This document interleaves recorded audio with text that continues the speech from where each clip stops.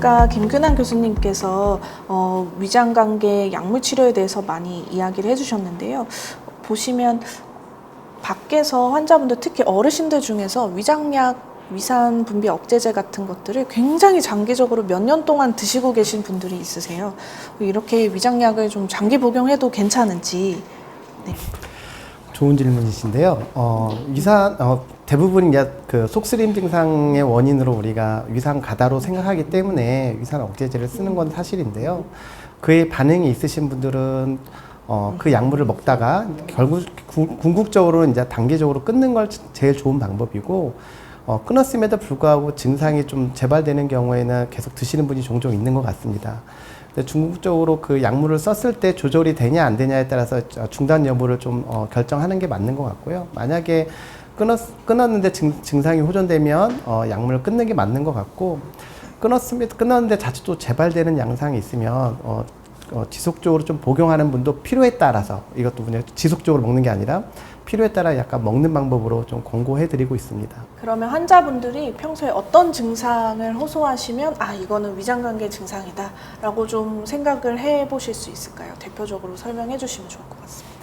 소화기 증상은 사실은 질환별 딱 어떤 특별한 소화기 증상이 딱 연결되지 않는 게 사실 잘 흔한데요. 그래도 조금 연결될 수 있는 증상들은 역류성 식도염 같은 경우는 우리가 신물이 넘어온다는 거는 너무나 명확하게 좀 그렇게 생각할 수 있는데, 의외로 호흡기 증상이 역류성 식도염과 연관되는 경우가 종종 있어요. 그래서 신물이 넘으면서 후두를 좀 자극해가지고 기침을 한다던가, 이게 좀 오래되면 만성기침까지 좀 연결되는 것도 있고요. 뭐 천식화처럼 이렇게 기침을 좀 오래 하는 경우가 좀 흔한 경우가 있을 수 있을 것 같고요.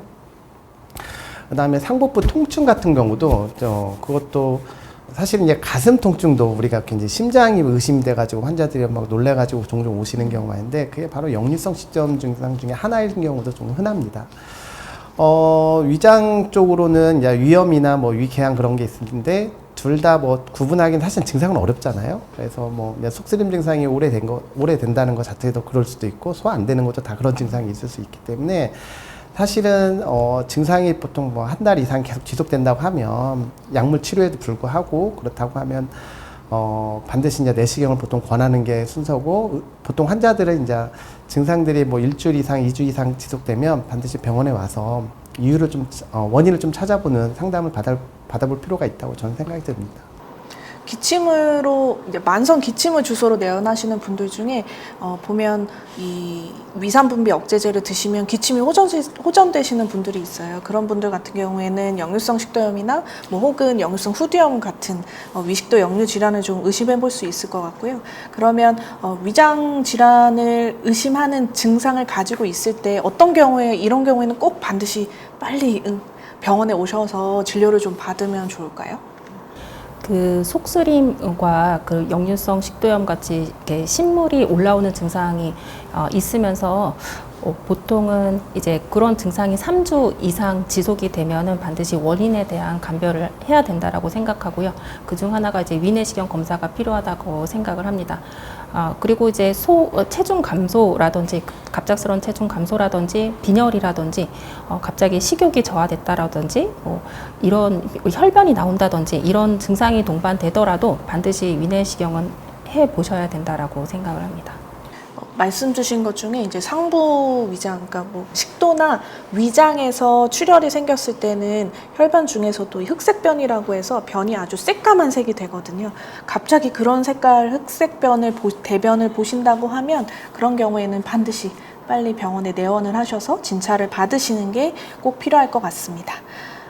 아까 제산제, 위장약 이야기를 해주셨었는데요. 잠깐 다시 약으로 좀 돌아가 보면 제산제나 위장약을 좀 장기적으로 복용했을 때는 좀 몸에 어떤 안 좋은 점이 있지 않을까 좀 생각이 되는데, 그런 점에 대해서 설명해 주시면 좋겠습니다. 그 위산 분비 억제제는 그 위산을 억제해서 그 위궤양, 위염 등의 이제 증상, 속쓰림 증상을 완화하는 약물인데요. 이게 단기적으로 복용했을 때는 굉장히 안전한 약물이지만 6개월 이상 장기 복용했을 때는 이 약물 또한 이제 부작용이 유발될 수가 있습니다. 이제 먼저는 그 칼슘 흡수를 줄여들여서 이제 골밀도의 감소를 유발할 수가 있고요. 또 한 가지는 혈중 마그네슘 농도를 좀 떨어뜨리기도 합니다. 또 이제 오히려 위산 분비가 이제 장기적으로 억제되다 보면 또 이제 장내 세균에 조금 불균형을 초래할 수도 있습니다.